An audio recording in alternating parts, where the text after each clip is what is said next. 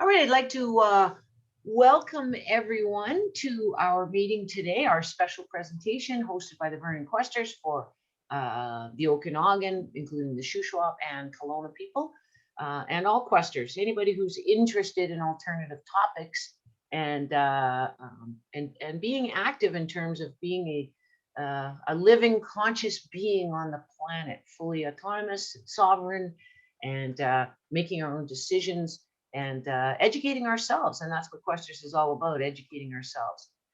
Today is March the 20th, 2021. So a very special day. It is the spring equinox on 2020.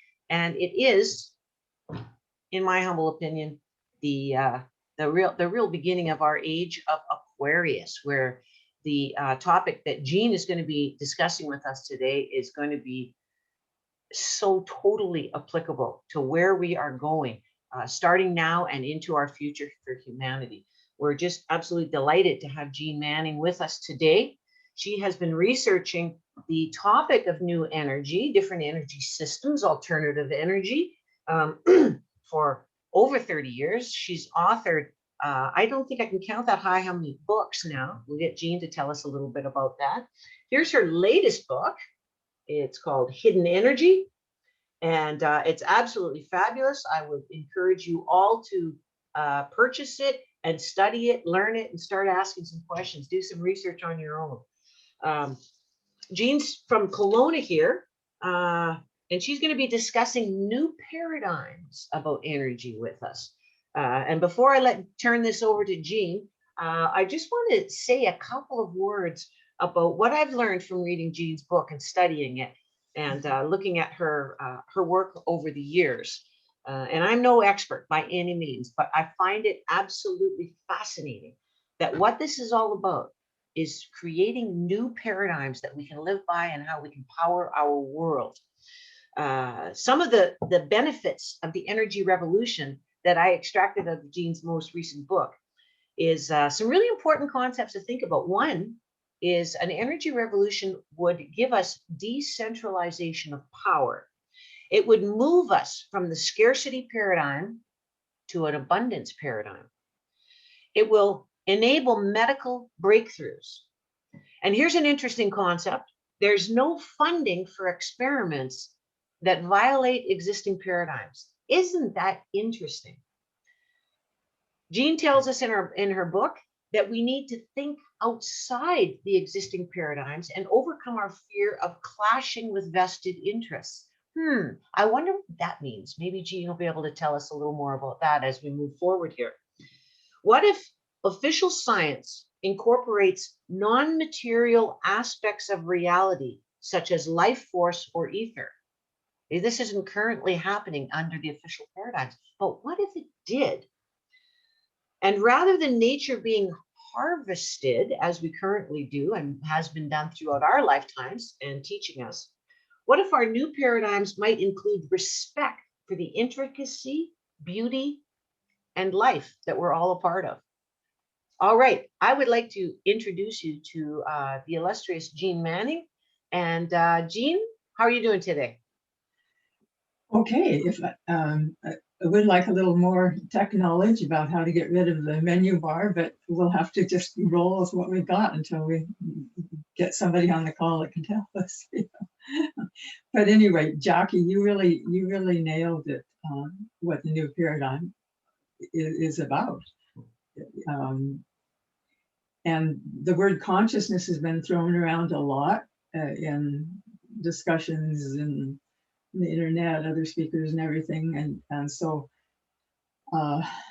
since it is an integral part of the things that the books that I write, and until Hidden Energy, I really wasn't very overt about it. It was kind of, my hidden energy was my viewpoint that I expressed through who I chose to quote, the scientists who do have a worldview about seeing the divinity in all life. And there are definitely scientists that are not materialistic, buried, not buried in that worldview that only matter matters. So I always choose to, pick their brains. Well, and consciousness is not a word we generally associate with new energy paradigms, is it? No, it hasn't been in any of the techie books and conferences, but yet that's changing in some of the conferences, like the one I go to in North Idaho every summer until I couldn't travel last summer. It is being mentioned, and there are speakers who are overt in acknowledging that there's more than just the materialist viewpoint. So I've met some fantastic scientists, and my life has really been rich in exposure, and not just to brilliant minds, but to the meaningfulness in the natural world and divinity in all life. And so I hope to kind of bring those aspects into the discussion. I mean, I've always wanted to, and I'm just getting a little bit more upfront now. So anyway, to the slides, and Hey, Jeane, before you carry on here, does divinity in all life, would that include men and women? men and women? Yeah, people. Does that mean that Of there's course. a divinity within us as well? Oh, that's where it's expressed. Yeah. I mean, it's expressed through all life forms, from the fragile beauty of flowers to the awesomeness of the cosmos, but it's most expressed through our consciousness. We are the voices for the divine, and we are the experiencers for the divine, and it's learning. It almost sounds like you're saying that everything is connected, and that maybe the new science is showing that. Yeah, everything is connected, and yeah, I'll mention a bit more about the consciousness here in the beginning of the slides, and feel free to jump in anytime, anybody with the chat, and and Jackie can voice it. But I just want to mention that it's important to keep a light touch. I remember the expression about how do angels fly, because they take themselves lightly. So a cartoon every once in a while is good, and if I catch you breaking the laws of physics again, you're out of a job, is pretty well what the message the frontier scientists get. So this is kind of some of the things that we will run through today. What is consciousness, and what does it have to do with our choice of technology? I want us to keep coming back to that part, but we'll go forward with types of energy technology later on in this slideshow. And Jackie put it well about what the quantum leap could mean, or well, anyway, about the meaning of it, the quantum leap that humankind could make. So as far as what is consciousness, Professor William Tiller, Professor Emeritus from Stanford, he was head of the Material Sciences Division at Stanford University, and his experiments show that our minds do affect matter. So he's a serious scientist who has done a lot of experiments, and I've got his book, Science and Human Transformation. And it's kind of boring reading in most places, because you really have to plow through a lot of jargon. But the bottom line is that these experiments do prove that there's something going on that isn't in the textbooks so far.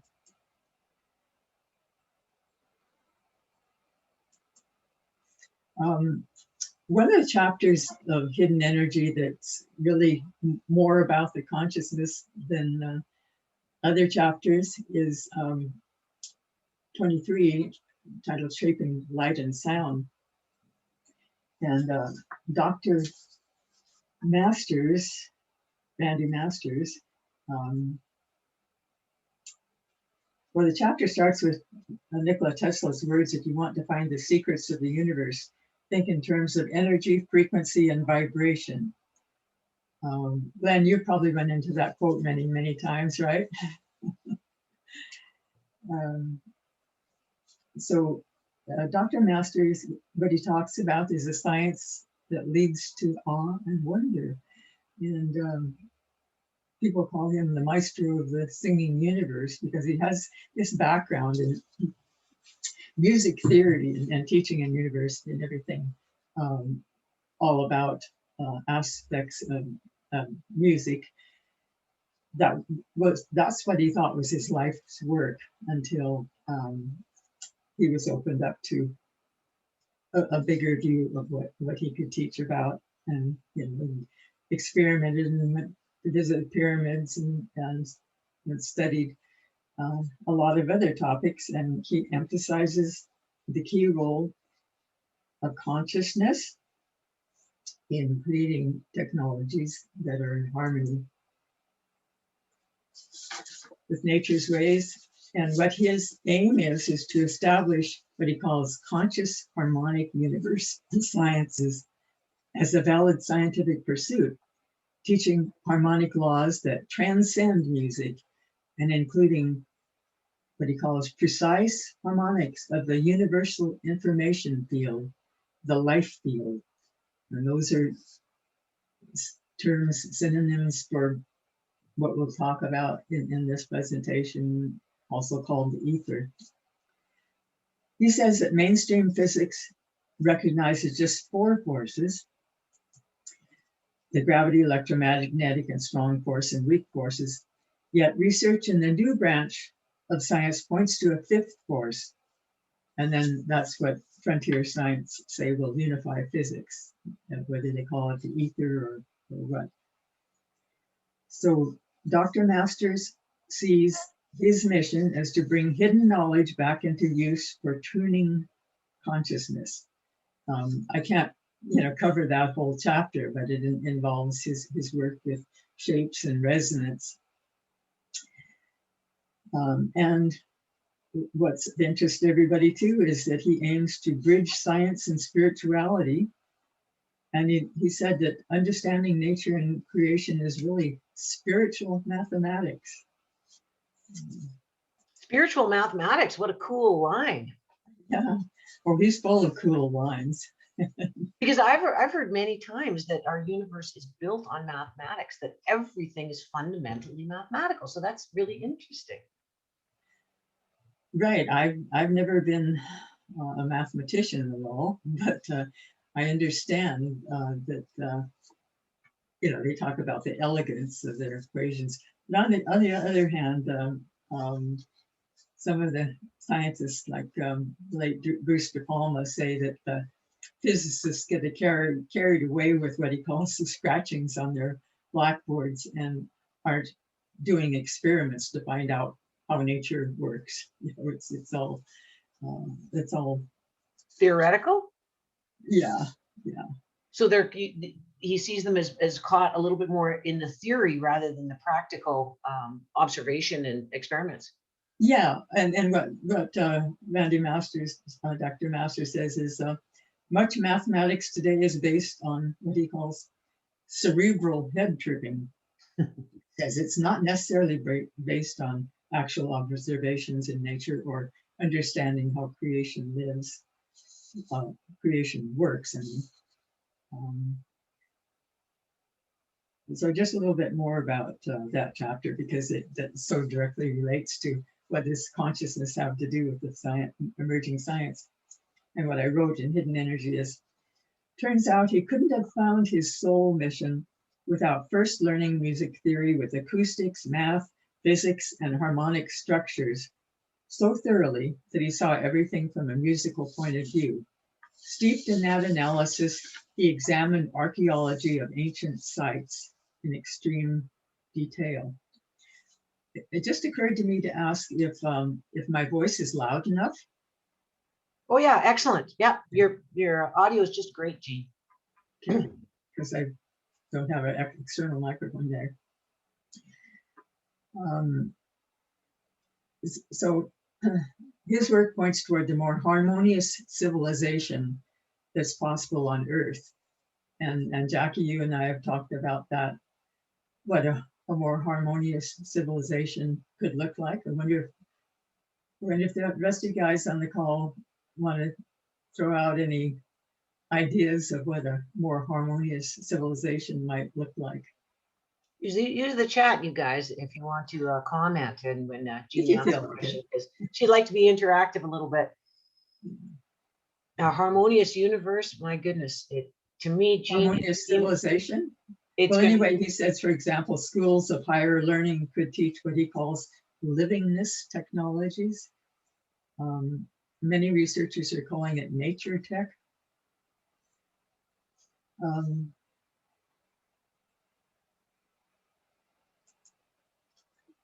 And during his spiritual studies, I mentioned on page 202, Dr. Masters had learned about the audible sound current as a divine creative force. His work today maps out aspects of that sound current for, quote, applications affecting consciousness through different frequencies of light and sound, and ratios and shapes. And he said the sacred geometry is basically shape resonance. He said that's the key word. And I found it interesting that he said that the original foundation for understanding the universe was called the Musica Universalis. isn't that what universe means, Jeane? One song? Yeah, yeah. Well spoken from a singer. I didn't coin that phrase, but I remember it. Yes, exactly. I love that. Okay, now we'll maybe get into a little bit coming down to earth of what we're doing today. Is maybe not that enlightenment. Chapter 3, we talk about Victor Schauberger, who warned against splitting the atom or burning coal, oil, or gas to power society. That picture is supposed to indicate electromagnetic field, electrosmog, pollution.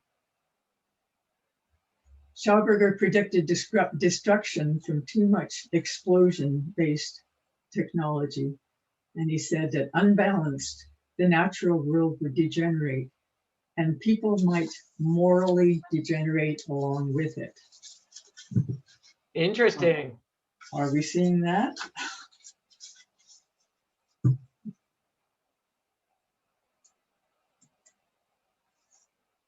So what about technologies? Well, as you guys probably know by now, Schauberger's famous quotes, in every case, do the opposite to whatever technology does today, then you will always be on the right track. So today, looking at standard and so-called clean alternatives, today's electric power uses the 4 elements: earth, water, fire, and air. And as far as the earth goes, burning the fuels is the wrong way. And as far as water goes, damming up wild rivers is, in my opinion, the wrong way. We could use the water element for small is beautiful technologies, where it only takes, like we'll be seeing Dr. Randall Mills on the slide, and where a liter of water could provide megawatts of power if it's done with the plasma, microplasma reactions. And the water, well, this is looking at the Peace River Valley. And that land is home to a lot of wildlife right now, but it could also be feeding our province, you know, and we're going to be facing a problem with getting enough food. And the Peace River Valley is kind of a microclimate where the East-West River, isn't it? And then on the north slope, especially is south-facing slope anyway. And it's said that it's just really fertile soils that could just really grow all the food our province needs, or at least a great portion of it. But no, we're going to flood that. So you see my bias there on that. And as far as the element of fire, or as that's how the sun is considered right now, covering land with acres of solar panels, I don't think is the most enlightened way. There's new understandings about the sun. We'll be talking a bit about the electric universe. And as far as the element of air, I think it's better to use some little compressed air engines as far as the technologies using air, and small is beautiful technologies, because big isn't necessarily better. Look at the amount of minerals that need to be mined from the earth for these windmills that eventually sometimes what would be the motors catch fire? Anybody that know what happens to the huge windmills that catch fire and fall to the ground? Or the aging windmills are becoming a landfill problem now. They have a shelf life, or a working life of, in some cases, they consider they're not that safe after, was it a couple of decades? Anyway, I don't think that these huge things that have to be hauled each part by a couple of huge semi trucks is the most enlightened way to go. Again, my prejudices. But it really does matter what we choose as our energy source. It affects nearly everything in our civilization. So this is a great topic for discussion. People feel like discussing it, which future you want to build. I like to look up pictures of visionary architecture and think of what could be with abundant clean energy to take care of and even new materials that are coming, that the emerging science says could be possible. What could we do that's beautiful rather than ugly architecture? Yeah, for sure. Beauty is so important, isn't it? It's inspiring. Like it fills us with energy, and we kind of resonate. Back to the shapes in Tesla again, Jeane? What was that? I said the shape beauty really resonates with us. The different, yes. The shapes and the harmonics, yes. which relates back to Tesla again with vibration and shapes and So what comes through our eyes, you know, if you're out in the forest and there's all of that green and flowering beauty, you're at peace. So these images were from a genre of science fiction that's called solar punk, and so I think that they're a reaction to cyberpunk and the steampunk. And my thought is, well, what's next? How about etherpunk?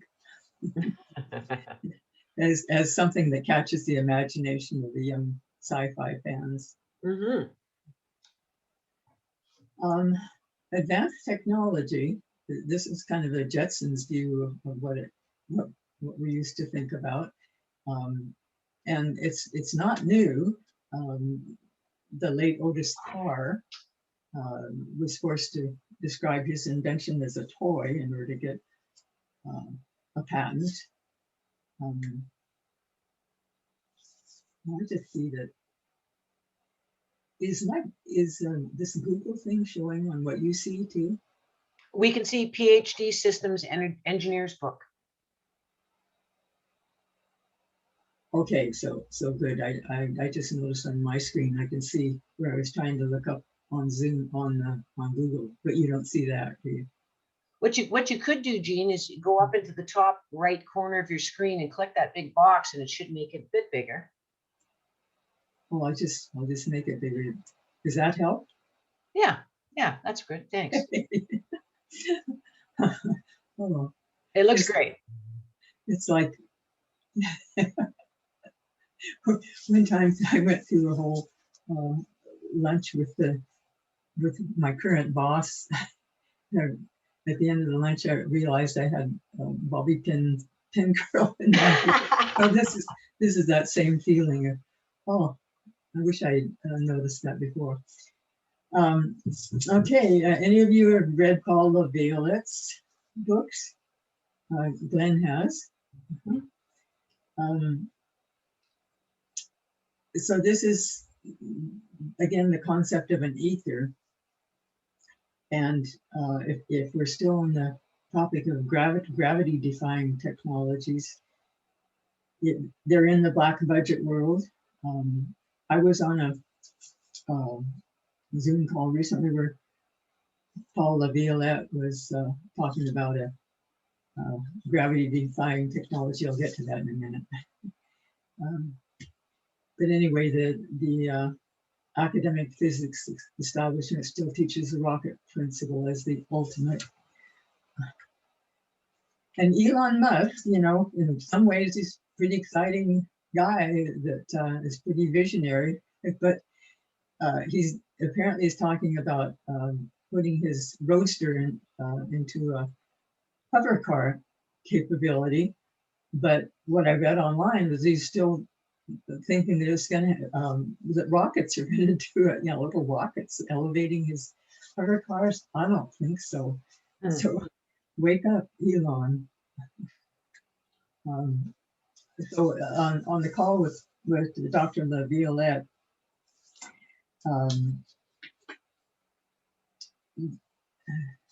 this has been kind of in the buzz of the anti-gravity group for a few years, I guess. That this Salvador Pais, PhD, in mechanical and aerospace engineering. Anyway, he's worked with NASA and Department of Defense in the U.S. and Department of the Navy. He has advanced knowledge in domain of hypersonic power plant, electro-optics, and get this part, emerging quantum technologies. And one of his patents that Dr. LaViolette talked about was a high energy electromagnetic field generator. And then there's emerging field of room temperature superconductivity, which I don't really hear too much about, but I'm sure it's big in the Department of Defense circles. But yeah, they've got advanced technologies that our guys and doing unfunded experiments don't have.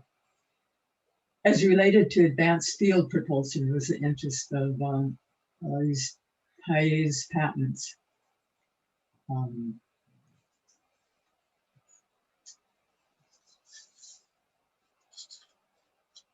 So I did a blog post recently about, this was before Dr. Paul LaViolette did his presentation about the Pais patents that describe an anti-gravity craft and gravity propulsion beam that Dr. LaViolette says the Navy has developed.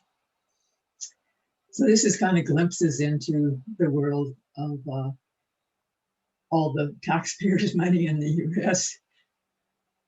in great quantities going into the so-called black budget world.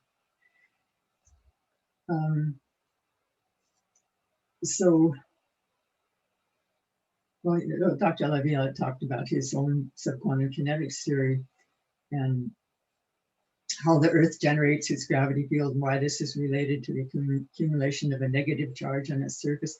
And then he examined the Pais Navy UFO patents and explained how they work. The patents are online. You can go through them and they lay it all out. Inertia, they can achieve, supposedly, theoretically, achieve phenomenal accelerations and inertialess forces when accelerating or turning right angles. You know, inertialess meaning that the occupant of a craft wouldn't get smushed if a sudden turn is made. It's faster than any of the technologies that we have available. I was thinking, Jeane, I think in Star Trek they call that inertia dampeners, don't they? Hey, you know your Star Trek. Somebody said you got to watch it or you won't know what's going on. But it's interesting that you mentioned that the inertia is, quote, dampened in these vehicles. So are you telling us, Jeane, that we actually have this invented already? Anti-gravity hover cars? Well, I guess it's beyond hover cars. They're flying saucers. I have somewhere in my room here the Pais patents, a couple of them. Here's a craft using an inertial mass reduction device. Yeah, that's very Star Trekky, isn't it? Oh, inertial mass reduction. Got it. I got it. Yeah. And high frequency gravitational wave generator. High frequency gravitational wave generating. Wow. Do you want the numbers of these patents, or I think you just look up Pais, P-I-E-S. Salvador Pais. Yeah, we probably can just do a Google search, I would think too. What did you say? High frequency gravitational what? High frequency gravitational wave generator. Thanks.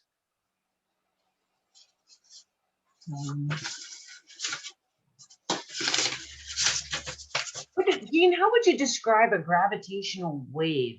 Because if it's generating it, then it's making it, right? But what would you know? That's a very good question, and maybe a gravitational wave isn't what really is going on. What do you guys think about that? Gravitational wave, because that gravity comes in waves is. Could you talk about that just for a second? Waves of gravity. I don't know that we usually have been taught to think that way, but then of course we haven't been taught to think that great. Well, some of the jargon that's used, I don't think is necessarily what's going to stand the test of time. Okay. But on the other hand, Dr. Laviolette says that among the black budget circles, because he has friends in those high places, that they use the term ether openly. You don't hear this in academic circles, though. In fact, one time at a conference in Europe, I met Jean-Pierre Vigier, a famous scientist who's now dead now. I know a lot of dead scientists. And he told me that, when he visited the US, of course, NASA took him around, showed him around because of his work. He worked with a Nobel laureate. He was, at that height of, that they told him that that they have mathematics that they don't tell the academics. So I guess that's probably no surprise to you that at the time, 10, 20 years ago, to innocent Jeane, it was news.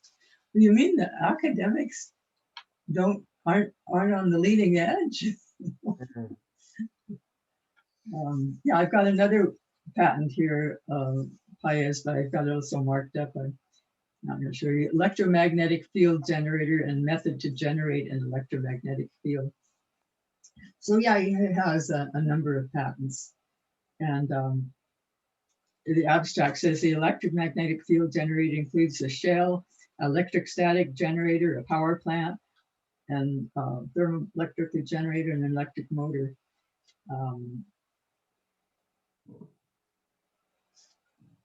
Anyway, electric motor supplies input values such that the shell spins at high angular speeds, vibrates at high frequencies, and generates an electromagnetic field. So I guess that's what he's talking about when he says has expertise in emerging quantum technologies, because these patents do use terminology like you know, quantum this and quantum that. So,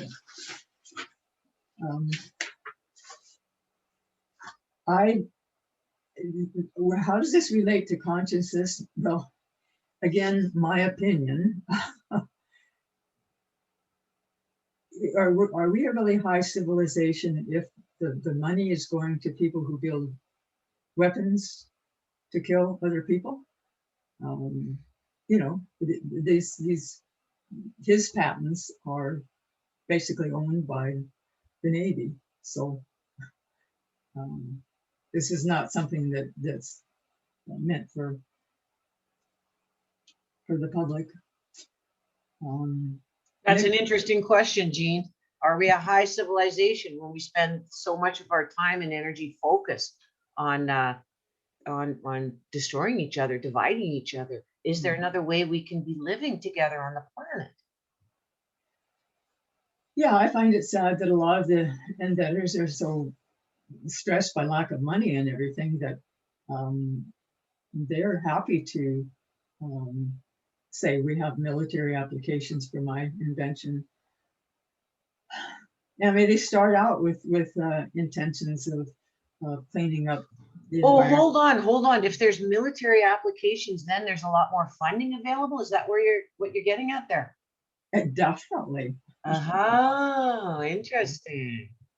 That's where the money is. So I see your point about how advanced are we if that's where our priorities are. Yeah. Okay, I'm with you now. This can be kind of depressing unless you remember that the people are more powerful than we realize, that there's more of us in the world than there are the elite in the black budget world or the elite in the Davos, Switzerland world. And if the people of the world get together, we've got the power. So Jackie, you and I were talking about the polarizing that's happening right now. Anything that we can do personally in our world to, like you say, you can't change somebody's thinking if they're set in their thinking, but you can send them love, you know, and that's the most healing thing we can do. My God, that was beautifully stated, Jeane. Just beautifully. Jeane and I were talking about Jeane said there's no crossing the Great Divide. We were talking about how families, societies, communities are being divided right now over political perspectives, and there's no crossing the Great Divide. And I thought that's interesting. But I love your solution. Let's send them love. Let's send them love, and let's keep going. Let's keep going towards this new vision of society that we can see. And with these types of technologies that Jeane studies and shares with people. Yeah, okay, that sounds like what I've said was pretty very new age babble, but some of the scientific experiments, like the Heart Math Institute, show that love is an actual power.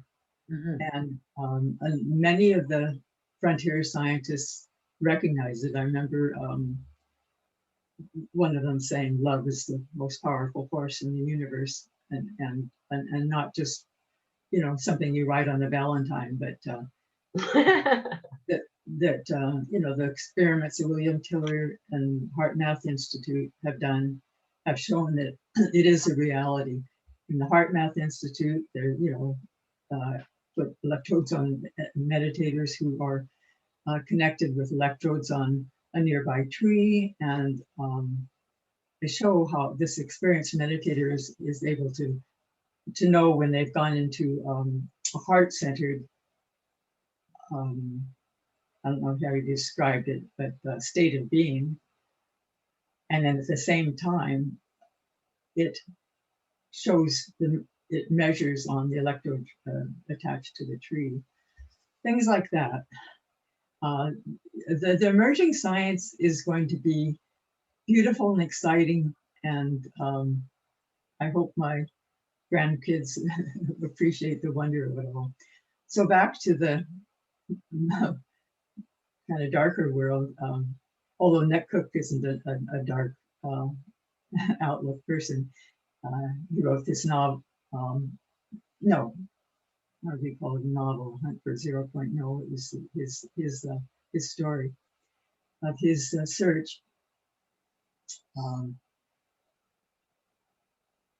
host of effects that science was at a loss to explain, effects that come from some other place that lay beyond the vacuum of nothingness. So now we get into, again, I referred to the fact that they're talking about the ether again. In fact, it's called the neo-ether movement in some circles. This was way back in 1989. I took a picture of Dr. Rolf Schafranke at a conference in Switzerland, and he's the one who wrote that book, Ether Technology, under a pseudonym of Rho Sigma. He mentions the different words that over ancient times the energy had been called prana, and then more recently with Wilhelm, like orgone energy, and others, biocosmic energy, some of the past names like vital fluid. And Dr. Schafranke worked for NASA. He was the youngest of the scientists that came over with Werner von Braun. He has passed away. And so one quote from his: experiments and test results point to identical and characteristic attributes of the ether as a universal cosmic pre-atomic force. And now we're getting close to some of the inventions you wanted to talk about that I lost over last time, I guess. By the way, my screen isn't showing me the time. What time is it? How are we doing? It's 11:45, so you're doing great. Okay. Oh, okay. Unfortunately, Paramahansa Tewari is passed on now too, but only more recently. And he, right,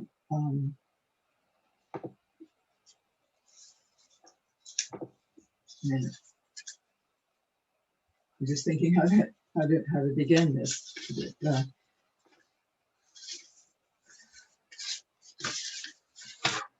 okay, just a minute. I've got notes here. If anyone has any questions for Jeane, please type them into the chat, and questions or comments. Notes dropping to the floor.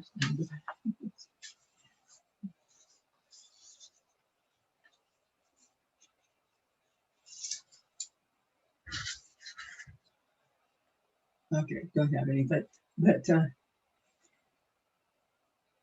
he was not only the a man who was a man in charge of building nuclear power plants in India, but also he was a Vedic scholar. Here's the first time I met him in Hanover, Germany in 1987. He was on the left here, and then the late Stefan Marinov from Bulgaria, I think. Right? It was a pretty exciting time. So at the time he was building a nuclear power plant, he, in his spare time, put some of his crew to work on his clean energy magnetic generator based on his space vortex theory. So his theory came first, and then he, like all scientists, he did experiments to prove whether he was on the right track. Because he had read in the Vedic text that space is more fundamental than matter. Space is more fundamental than matter. So that's the opposite of our, the materialistic science view where only matter matters.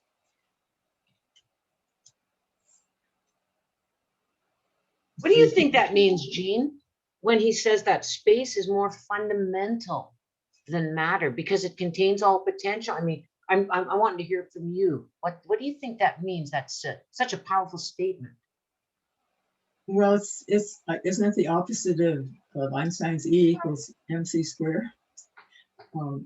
In other words, the background energy of the universe, or whatever you call it, that more primal level, is what matter is created out of, like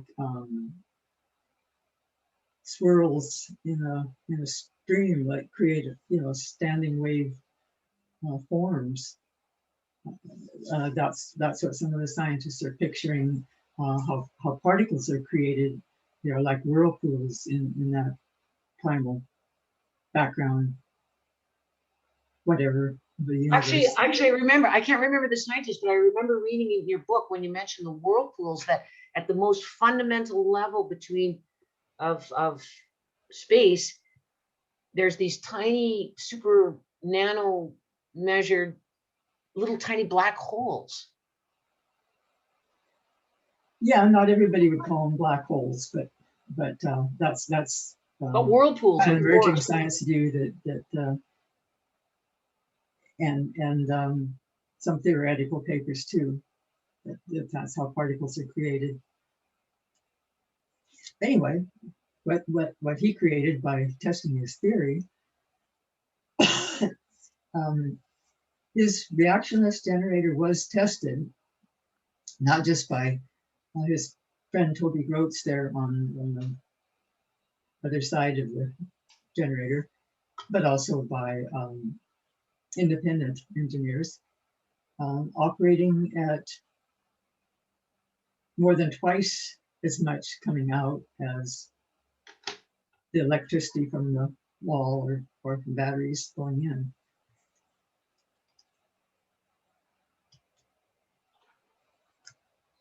And Toby, my friend, that went over to India so many times to help, he likes to quote Tesla's words as explaining what Tewari did. Tesla said, all perceptible matter comes from a primary substance filling all space, the akasha or this is an old-fashioned term for it, luminiferous ether, which is acted upon by the life-giving prana or creative force, calling into existence in never-ending cycles all things. Nikola Tesla, the visionary that could see things in a way that ordinary people couldn't.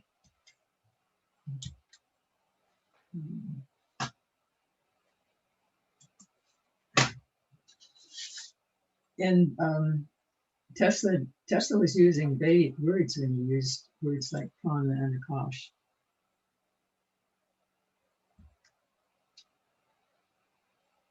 So Toby is more interested in the engineering part. Actually, he's carrying on his own experiments these days that don't have anything to do with Tewari's invention, because Tewari's family is not wanting him to carry on with any Tewari related work. Oh no! One of the sad things that happens sometimes when an inventor dies.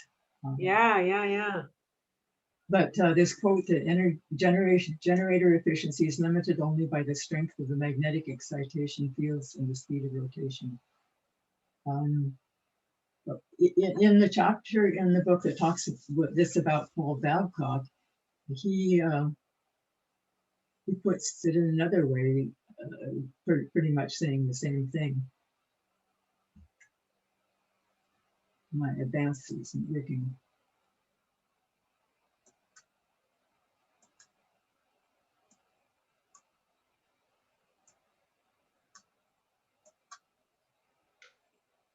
So another question that comes up is about magnets. Magnets were used in Tewari's device, and magnets are used in a lot of devices. And this is the area of the emerging science. There's the different areas. There's the plasma-based technologies and the magnetic generators and the so-called low energy nuclear reactions and the water-based technologies. But the magnetic motor generators have been ones that have been subject to ridicule from forever, because science magazines have positioned them as perpetual motion scans and everything. But what's being learned about magnets today, we'll get to that with some of the other inventions. Magnets that are the new generation, and by new I mean starting back in the late, in the 1980s or 90s. The super strong permanent magnets. See how small that little rectangular magnet is. And there's a ball bearing between that and a heavy iron ball. So that little tiny magnet is holding up, I think it was a 9 or 10 pound ball. Wow. And it will continue to hold it indefinitely. I bet you could come back 20 years later if his hand was still able to hold it. So unless the magnets are subject to dropping and breaking or high temperatures, they may lose a little tiny bit of strength every year, but not any perceptible amount. So the first inventor I met was the father of this gorgeous young woman here. That was about 20 years ago. Carmen was showing her father's, Bill Muller's machine. And Bill asked, well, what could we do with magnets like this? And so that was kind of my introduction to this whole field that I just mentioned before. And I want to keep bringing it back to what does this mean for ordinary people? You already know that it affects how much we have to pay for power, and it affects cleaning up our environment, and the choice of energy technology actually affects our freedom and our understanding of the universe. Okay,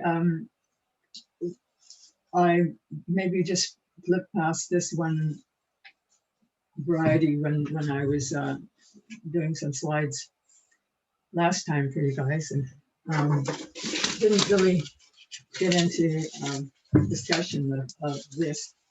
And I want to say that it's only representing one invention and not necessarily one that I can tell you what's going on with, because came out with some really interesting,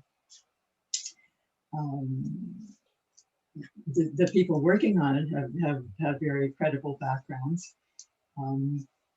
But I think it comes down to business models, that they don't want anybody to take it apart and find out what's going on inside it, because then they have no more proprietary technology. So it's a whole setup of the way we've got science and experimentation and patents and not supporting inventors, and the whole setup right now needs to be fixed. But anyway, I'll just tell you about their claims. The CEO, for example, of this Inductance Energy Corporation that built this so-called Earth engine, Bill Hines is a former president and CEO of Allied Signal Aerospace. So, the people on the team have really interesting backgrounds, and including the inventor, Dennis Dowsing. Tell me when you want to take a break, you guys. Actually, you know what, Jean, I think maybe a little bathroom break would be a good idea. How about if we take like 2 minutes or something like that? Yeah, yeah. And if somebody wants to get a glass of water or something, we'll come back in about 2 minutes, okay? Great idea, Jean. Perfect timing. It's just on 11. Thanks.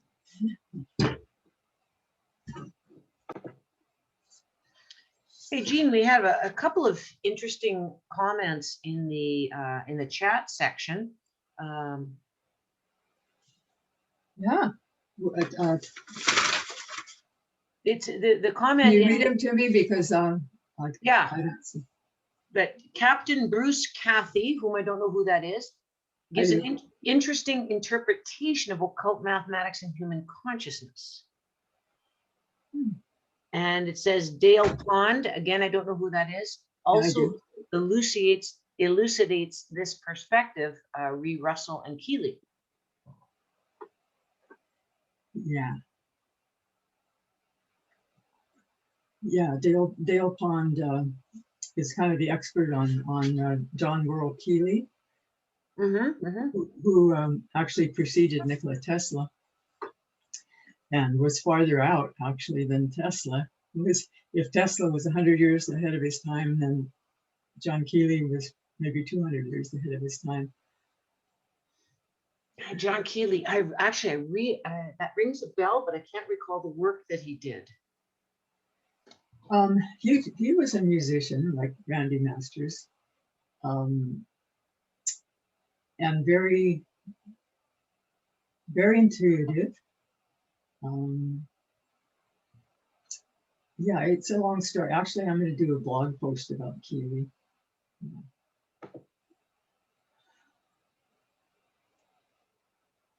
It is really interesting, though, that this has been like you say, Keely's 200 years ahead of his time, that these concepts aren't necessarily new, but maybe we've been waiting for mankind to be ready for them. I think you've touched on that concept before too, haven't you, Jean?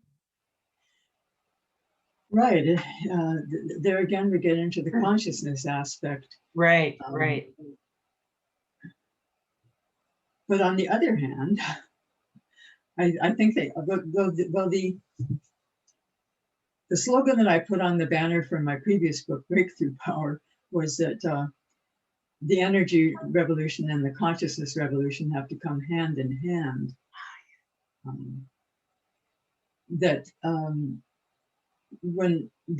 There's ways that the energy revolution could help the consciousness revolution is that if more people realize that we are all interconnected in a background sea of energy, that might help with the raising of consciousness.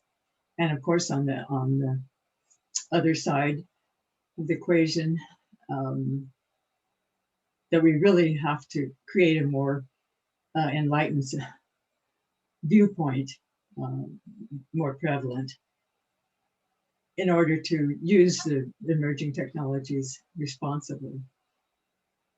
I love the way you just put that, Jean, that energy revolution and consciousness revolution must come together hand in hand, and they will once we realize that we're all connected in a sea of energy. I think that's something that our audience and people who watch the replay later can possibly really embrace in a heartfelt manner. And as we, like you said, as we start to see that, feel it, and know it to be true, not guess it, not assume it, not wonder about it, but actually know it. You think that might be a help in this revolution of thinking and being. Yeah, and it sounds like it's really far from where we're at now, but you'd be surprised how many people are waking up. And so I choose to look at that. And spiritually, things are never too far out of balance. I mean, if you just listen to the television and read the news, you would think that the negativity is just swamping the world. In some ways it is, but on the other hand, if all these lights are blinking on of consciousness around the globe, if we put our attention on that and encourage that happening, Mhm. that's much more powerful than the negativity that's going on. Beautifully stated. Thank you. And so we're not alone. We're not just isolated people seeing that things need to change, but there are many others, and all we can do is encourage this happening by the way we live our lives. That's my opinion. All right. All right. So are we still on a break, or? No, we're Oh. back and we're rolling and we're changing the world by this presentation, Jeane. Thanks to you. You hear my stomach growling? Okay, we'll talk about the Earth engine because it's useful on that.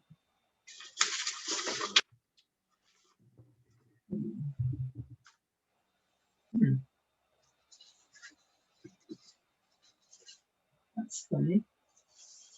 So I wonder if are those, it says that the Earth engine is propelled by asymmetrical magnetic propulsion. So I wonder if those are magnets we're looking at in the center of this engine.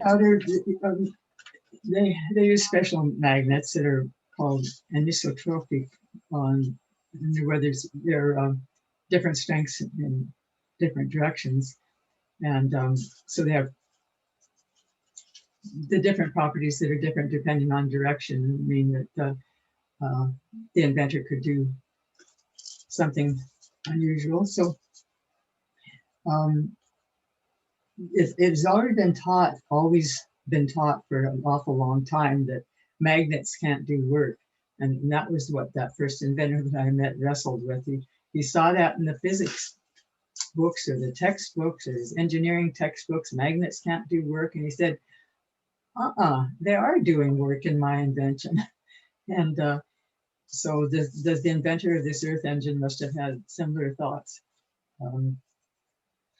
And one of the explanations that his company said is that magnets do work. The law of conservation of energy does apply because the invention is transferring energy from the quantum mechanical spin of electrons to physical motion and to electricity.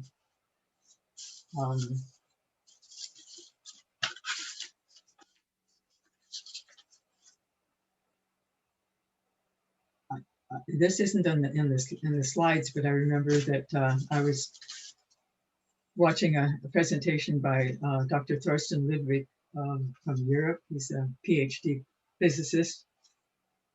Last summer, not in person, but anyway, he was talking about magnetism and quantum electrodynamics. And he said that the modern view of the magnetic moment of the electron is that it can be calculated from quantum field theory. Anyway, bottom line, he talked about an inventor, Hans Kohler, who had showed that in principle, energy can be extracted from the vacuum. And he just might have been one of the inventors that found a mechanism that converts what Thorsten Ludwig calls zero-point energy into usable electricity. So zero-point energy is yet another term that's used. Not my favorite term. But. So back to this Earth engine in Nevada, they have to have a forklift because it's basically a huge flywheel, very heavy, weighs about a ton. And I think that that's not the most efficient magnetic motor generator that I've ever seen. But on the other hand, their claims are that it's putting out a definitely impressive usable amount of electricity. And there's others, Infinity Salve in the US. doesn't seem to be in the news right now, but I'm keeping an eye on that. On to another genre of the inventions are plasma related. So we're not talking about plasma as in blood, but plasma as in the cosmos and as in what you see in the little Tesla ball experiments. On the left here, you have one of the conferences in North Idaho where they're giving demonstrations, and Aaron Murakami is showing that you can get something is happening with this plasma spark engine that relates to what's happening in the other inventions, like on the right is ball lightning captured in an invention. Ball lightning in thunderclouds is kind of the inspiration for invention that I write about in one chapter of Hidden Energy. Walt Jenkins running engines on water. And here he was running a dune buggy in Florida along the beaches. Experimental water fuel. And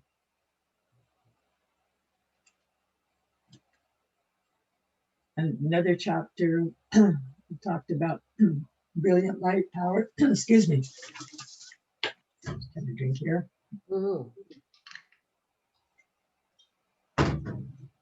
Dr. Randall Mills. On the left is a more recent model of his invention, now called the sun cell, and it's plasma based. There's plasma reaction going on. So what he's saying that only teensy amounts of water are required to create the reaction that involves hydrogen, and his theory involves shrinking a hydrogen atom. So that's very controversial, but it doesn't matter to me whether the theory is right or not. The fact of the matter is that he's really gotten highly energetic reactions that creates a plasma and releases a huge amount of heat and brilliant light. That's why they call it brilliant light power. And his challenge is to step down the reaction or step down the amount of power that comes out of the reaction. So that's why you've got this black body radiator around it to step the frequencies down to something that even the strongest solar voltaic cells can handle without burning out. And actually, you can look up brilliant light power, and I think you'll see that he's probably farthest ahead of any of the inventions. Unfortunately, this is not going to be very in our homes in very short order. He's first thinking industrial applications, and he says that it's commercial. It's ready for commercial applications. We just need more funding to get it to the point where a team of scientists can refine it into reliable. I mean, it's reliable in the terms that it always creates a reaction, but there's still more engineering into the final product, and that's the expensive part. And that's where, if our priorities were to get these inventions into the world, he wouldn't have to be on the hustings for funding. It sounds like with this particular one, Jeane, that what you're saying is that there's so much power that comes out of it. We need to step it down, and it just sounds like what you're describing Yeah. with this one example is that the amount of energy that can be drawn out of the ether, so to speak, is beyond our comprehension even. Yeah. Dr. Mills doesn't use the term ether, so I won't put those words in his mouth. But, Okay. definitely, I agree with you, Jackie, that in these, so far, the explanations haven't really been accepted and nailed by everybody. But yes, and the brilliant light power people have figured out and have shown that they can step down the power to usable electricity. So it's almost like a hydro pole, right? Where you've got a transformer, it comes in real strong and then they kind of step it down until it comes to our house. Can you hear me? Hello, yes, we can. Did you want to? I just hit an unmute button. I've been trying to get through for many minutes. Oh, okay.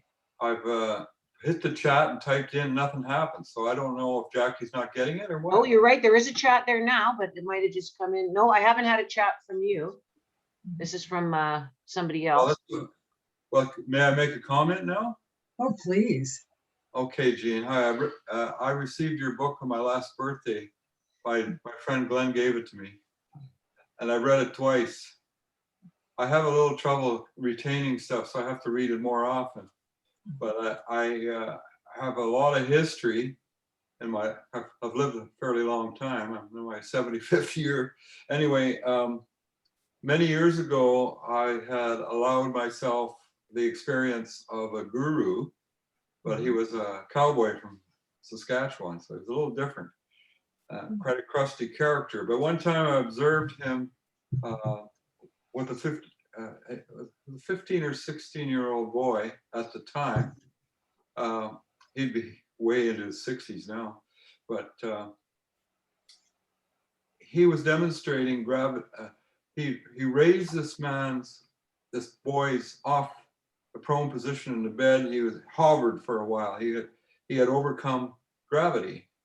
And so the questions started coming in, well, what's going on? And he, as I said, he was a very crusty type of character, an old cowboy that didn't take shit from anybody, even his students. And he started giving us shit and saying, well, what do you think we're doing here? You can't overcome gravity with all these. All you need to do though is fill them with light, and the light takes care of everything.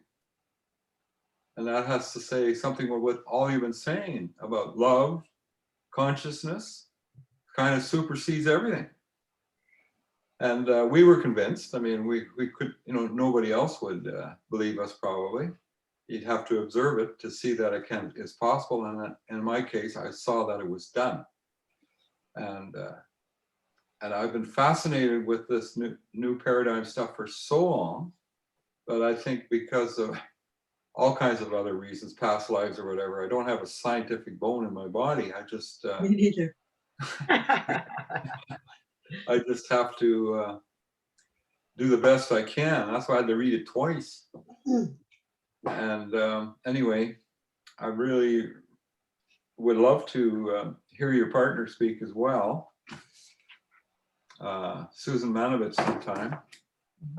Anyway, I'm kind of following what you're saying, but I just have one more comment beforehand. Like I have a beautiful small acreage out here near Enderby, and I have a pond, and I'm a crystal man. So one day a woman who owns a store in Kamloops came and shopped for crystals, and she brought her husband, and it was last summer. It turns out her husband went and sat by my pond. It's a beautiful spot to reflect, visit, etc. So I just went over there and visited with him, started chatting with him, and I had just finished reading your book for the first time, and I started talking about it, and his eyes glazed over. In further conversation, I discovered that he's an ethics professor with tenure at the Kamloops University. Yeah. And he did not immediately, whatever I said was totally wrong. I was violating the laws of physics, and so it couldn't possibly be true. So I was really struck by, if that's the case with a small university, but he would lose his job and lose his income. So he can't go against the university. or he has to go independent like all these other great people who are trying to help the world. But anyway, I'm certainly willing to chat some more, but I really wanted to get that stuff out. So You know, you're right that it becomes very personal when people's careers and reputations, job and income are on the line with looking at these new ideas. And before you go, Theodore, we have a question from the chat. Someone is interested in the name of that cowboy. I don't know if you want to reveal that or if you can recall. Interested in what? The name of the cowboy who filled somebody with light and made them float. Well, this cowboy name was Hartley Blenner Hassett, but he died in 1970 something, 76. Yeah. And our group disbanded and we all went our separate ways. And I've since realized that Hartley was, though had amazing power, he was just a human being like the rest of us, a lot of foibles, et cetera, et cetera. And I no longer, incidentally, I have made a determination that I'll never, ever in this lifetime have another guru. Because you give your power over to somebody, even if they have wonderful things to do and say, you don't experience your own power then. You have to always come back to yourself. All right. Well, thanks very much. I want to thank you too. Yeah. So I think it's your wife's name on the Zoom, Patricia Smith. And what is your name?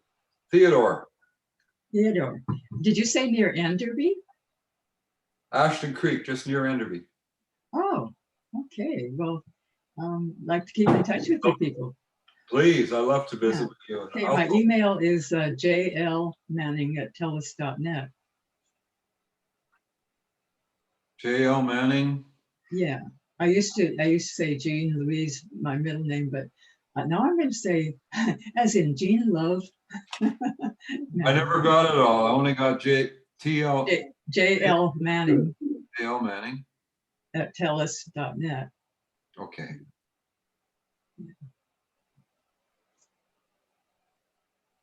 All right. I'm going to. Fascinating story. Thank you, Theodore. Yeah, well, maybe you can, when we get together, you can tell me how somebody like me can get involved, because I can't. I need a plumber to change the light, I should say. I need an electrician to change the light bulb. That's why I have Glenn in a lot of times. Yeah, yeah, Glenn's a great help. Yeah. Well, it's just a matter of hanging in there. But not everybody needs to hang in there for nearly 40 years like I have. So I'm a slow learner. But, over time, I remember listening to the late Tom, no, he's not the late, to Tom Bearden. At first, all the jargon and making up his own phrases that he'd use would just go way over my head.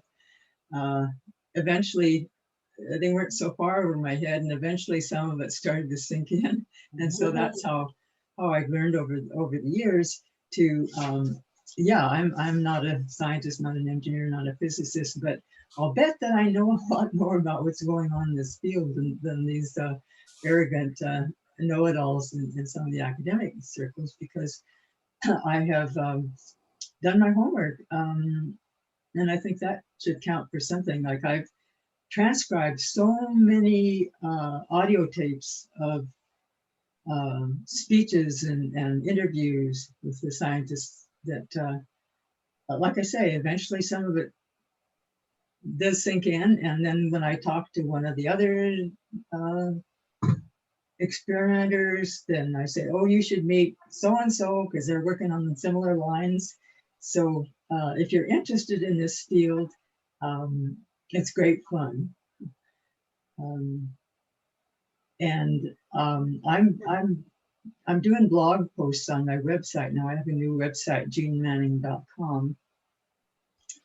And so I'll keep people like you in mind when I share things, and I'll go into more detail than maybe I have been so far in my blog posts.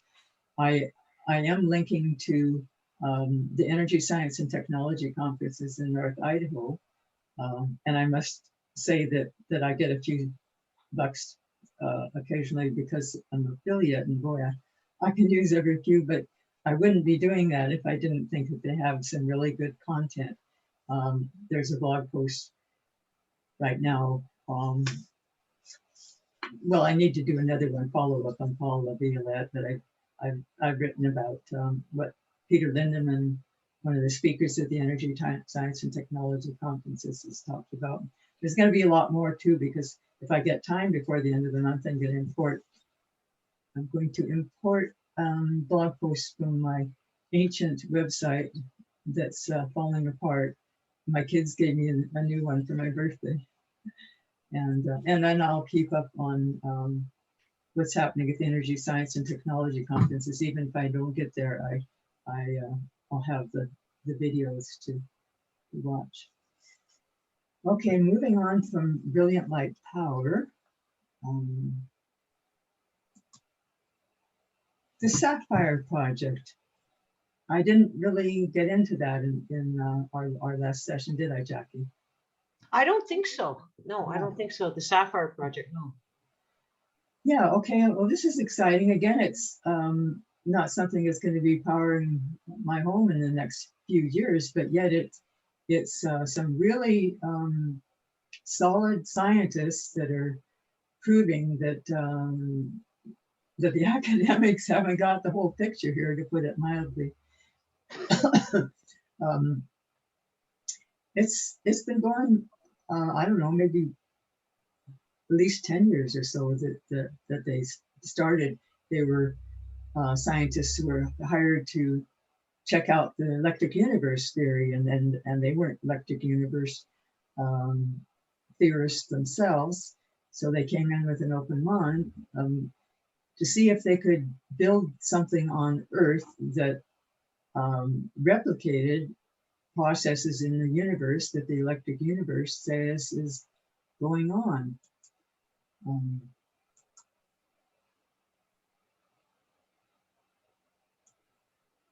Yeah, there's some heavyweight experimenters on this team, and they have funding.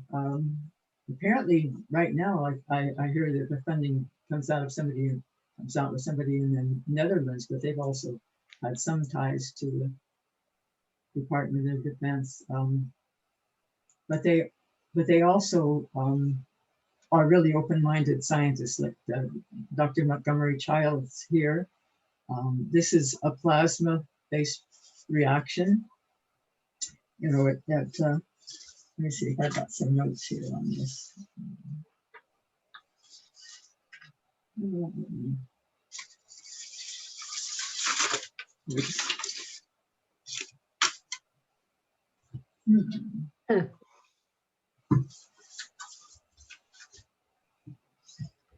You said the Sapphire Project is pulling energy from where, Jeane?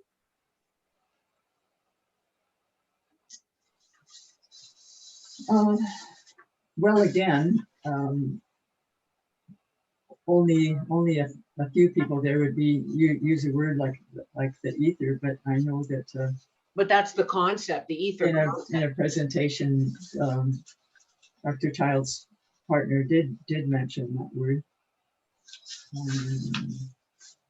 So it's essentially when we say pulling it from the ether in terms of the new energy technology, we're really talking about space, right? Where I think you said Tesla said that space is more fundamental than matter. Right, and my notes are on the floor. What a crazy place to keep your notes when you're doing a presentation. But you know, these journalists, we can't keep up with their special techniques for organizing stuff. You should see my desk, Jeane. I sort of know where stuff is, but I don't know how I know. It just shows up when I need it. Yeah. Okay. There. Okay, I needed notes because the sort of things they talk about are about, you know, like physics of the stars and what they saw in their experiments are things like stable self-organizing plasma, double layer shells. We'll get to that. I just wanted to show that they are so well funded that they have all sorts of very, very expensive equipment. So as maybe it far has as- military applications.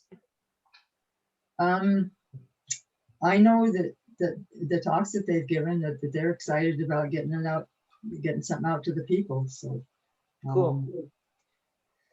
And anyway, this will not remain secretive. So this is a good thing. This is not some secret budget project. And what you're looking at here are one of their slides showing these plasma double layer shells. And they say what they see is similar to what you see in the stellar plasma. In other words, out there in the universe between the stars. And what they are getting in the middle of okay, they're not using that small glass globe that I showed you a picture of, but now they went on to the next level, was building something that's at least 6 foot in diameter, and maybe now with the new funding they're building something even more expensive, but it's okay. It's money well spent, because they're proving that what has been said about how everything works in the universe is pretty backward compared to what they're finding out. So what they're doing here is accelerating ions from the core of their project. The project is called Sapphire, S-A-F-I-R-E. That stands for Stellar Atmospheric Function in Regulation Experiment. It's getting pretty heavy, but it's exciting. They say that they're seeing a new phenomenon. We're calling it intense plasma flow discharge. Here we're looking through numerous rotating translucent plasma spheres. So, imagine their excitement as they see what's going on inside their sphere. Because they say that it can generate energy, produce heat, transmute elements. Wow. Transmute elements, that's huge. That's turning lead into gold kind of thing, isn't it? Yeah. And along the line of transmuting elements is remediating radioactive waste. In other words, take the heavy elements that are causing toxic problems and make them at least less dangerous. Well, brilliant light power is transmuting elements too. And I remember Dr. Randall Mills of Brilliant Light Power talking about possibilities for new materials. So if we think back to the kind of the solar punk vision of building beautiful translucent building structures and everything, these are the sorts of things that could be possible with the emerging physics. We think things have changed drastically in the last few decades. Well, it could change drastically for the better in terms of the technologies that we have. That sounds Okay, really describe exciting. in simple terms how this Sapphire reactor works. Hydrogen fuel enters the reactor, in other words, just a little bit of water. The anode is a metal alloy. Anode being the electrode of electrochemical cell at which oxidation occurs, or positive element of electrolyte cell, or negative terminal of a galvanic cell. Anyway, this is all techie stuff, but what happens is that the power goes in as electrical, and then this reaction at the core generates heat. The heat can create steam, which can run a turbine, of course. But they've already proved that they can get massively more amounts of power out of that too. They don't have a home power generator or anything yet, but they're certainly doing some exciting experiments. And so as far as independently testing this electric sun model, one of the scientists from electric sun model quarters says that it shows that we've wasted more than 60 years trying to produce energy like the sun, based on the unshakable belief that stars are isolated thermonuclear powered campfires in the sky. And it's so prevalent, the view that our sun is a fusion reactor. I mean, it would take a lot to change that, because it's just spoken up as gospel in textbooks and everything else.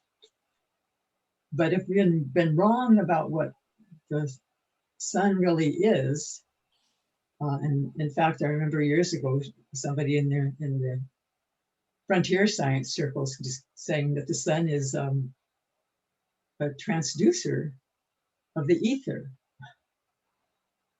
So jury's still out on what the sun is.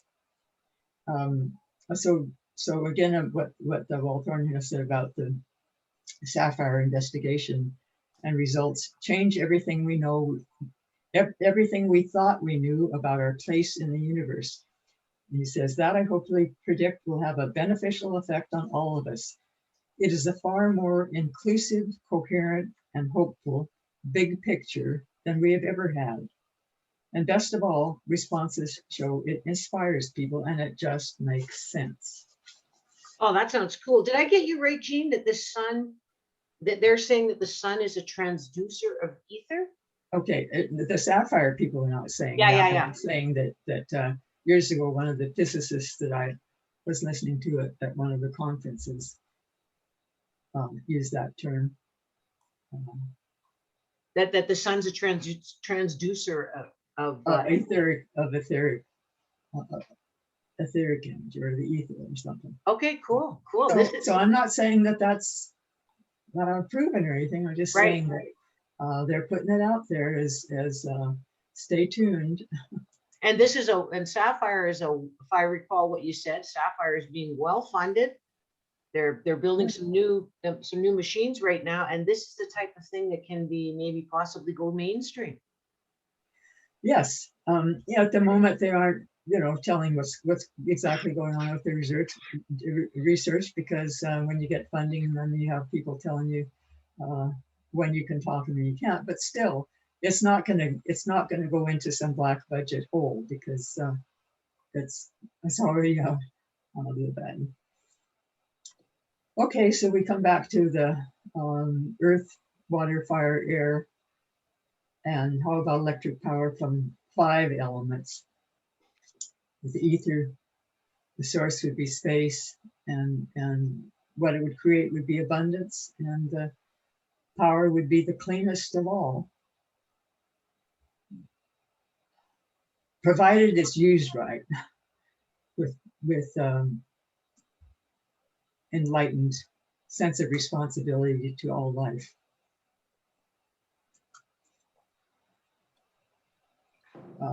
I could throw out a lot of quotes about the ether from people like this Nobel laureate in physics, who wrote that the modern concept of the vacuum of space, confirmed every day by experiment, is a relativistic ether.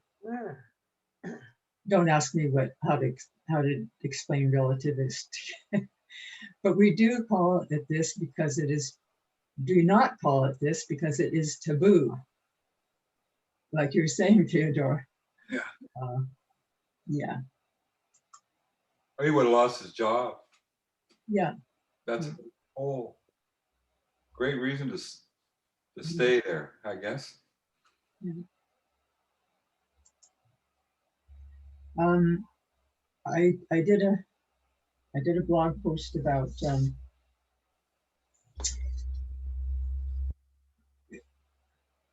it's in maybe the archives of my blog post on JeaneManning.com, because it was not this month, last month. One of the presentations at last summer's Energy, Science, and Technology Conference down in Hayden, Idaho.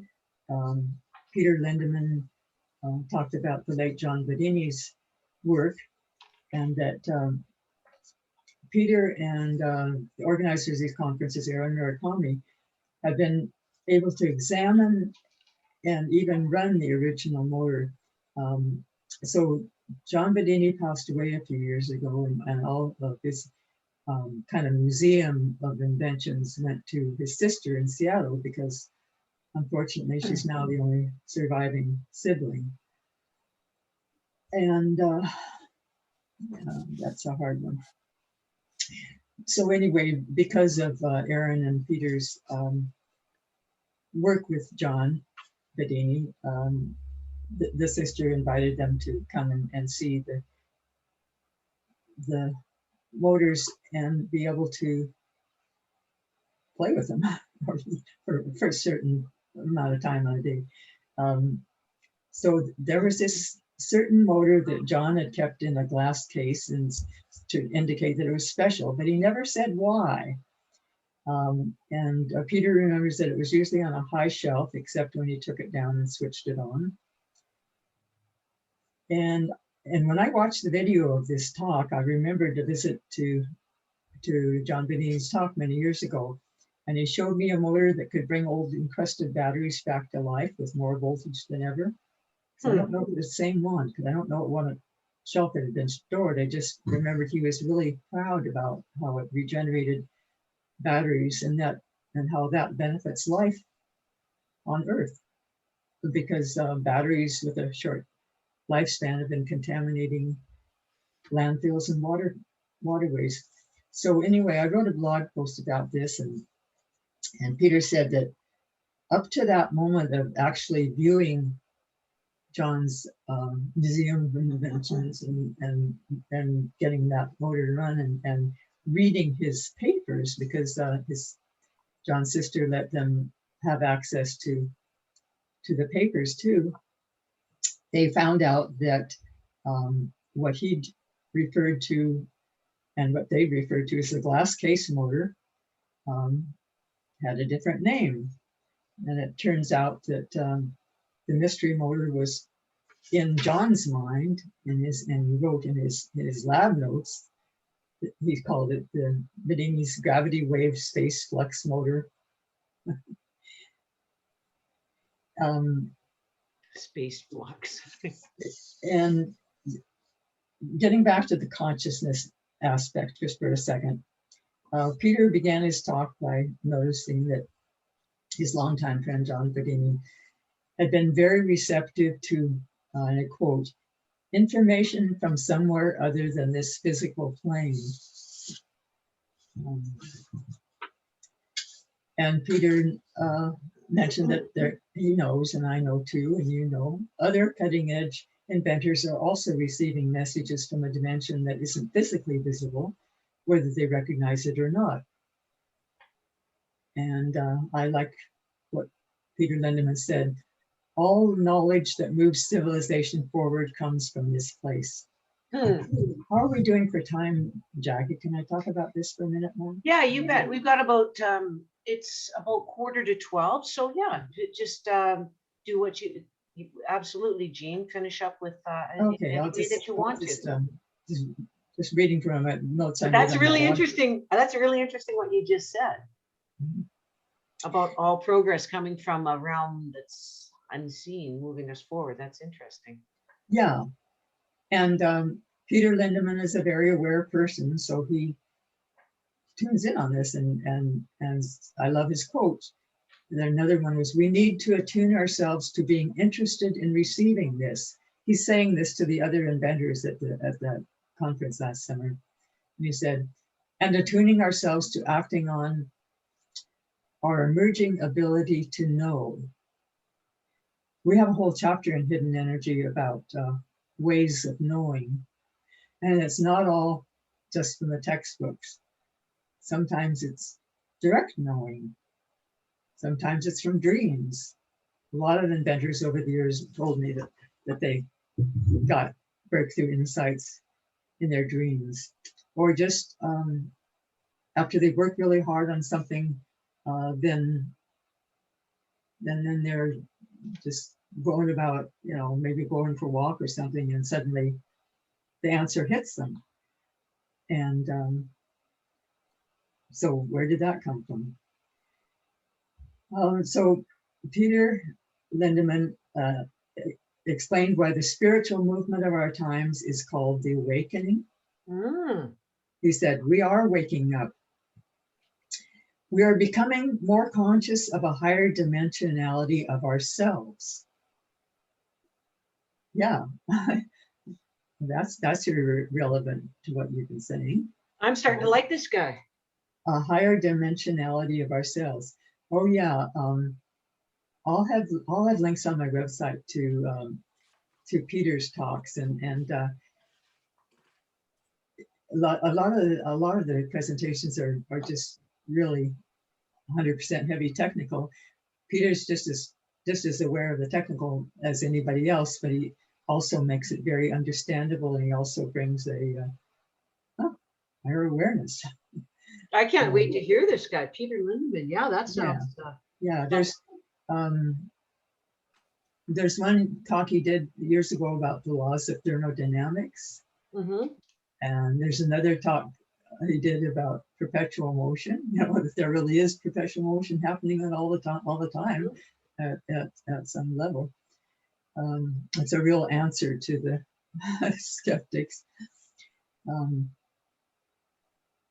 Okay, just one more inspirational paragraph from Peter. Part of this process of bringing the world to a readiness for this technology has to do with his awakening within us. Not that we will end up functioning any differently. He's talking about, you know, with their experiments and their work, but we will recognize ourselves and accept ourselves in our higher vision of our abilities and our willingness to do it, to do their work. In other words. And he says, and we will do it more consciously. Oh.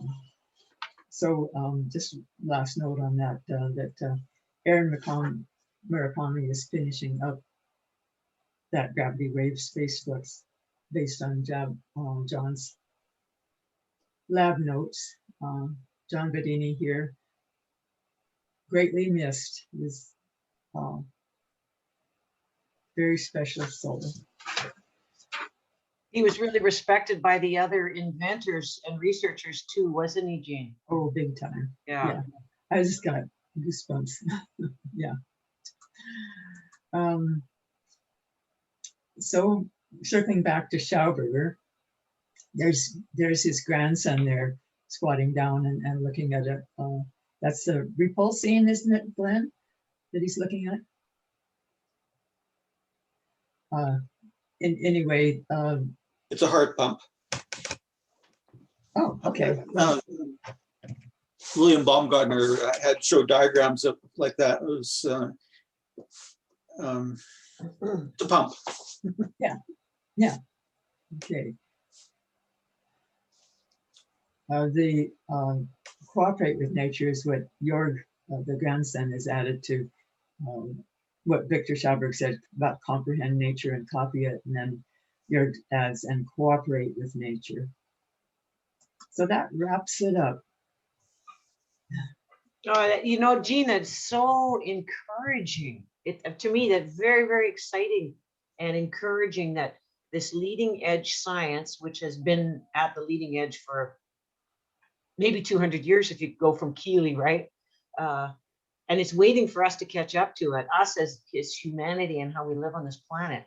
It's really exciting to think that maybe that meeting point, we're there now. Maybe we're there. Maybe we're just trying to meet up. Like the puzzle pieces were just a little off, but maybe we're almost there as a species. That would be, I love it, empowering that vision. And what was that last phrase? I said I just love empowering that vision. One of the yes. Okay, that says it, Jackie, is empower that vision. In other words, you want to know what you can do. Well, there's various things which you mentioned in the last chapter of Hidden Energy, but something that everybody can do is empower the vision with positive thinking. So rather than putting out a lot of negative emotions about everything that's going wrong in the world, there's plenty we can get spiraling down about.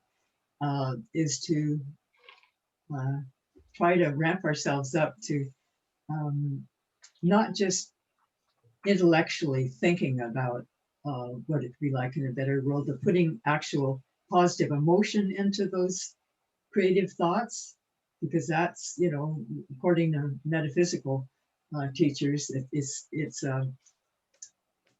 the power of our emotions behind our thoughts that actually creates.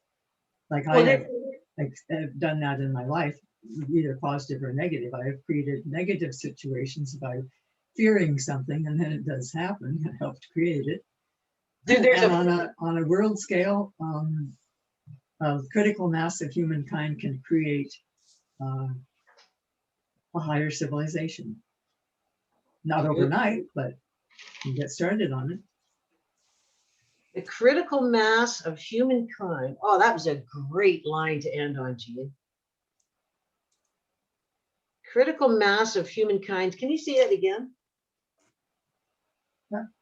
Well, I can't remember what I said. When we, yeah, it just takes a critical mass of humankind to turn things around, and that doesn't have to be the majority, because you know, the studies about transcendental meditation proves it only, I think they said 15% of a population, or maybe it was only 5% of a population. I think more likely 5. Actually, I 10. remember Margaret Mead saying it takes 2 to 3% of the population to cause change. Yeah, that's more like it, not 15%. That would, Yeah. but rather it's so powerful that if a very small percentage of the population has a positive vision and works toward it, and puts their creative thought energy into it, they can turn things around. It's we Just did like have, the experiment with transcendental meditation in some town in Iowa turned around the crime rate. and wouldn't it be nice if our newspapers were filled with news like that? I mean, the ideas that it would spark in people's minds, and then you can take that thought plus feeling equals experience equals the law of attraction equals what we're creating in society.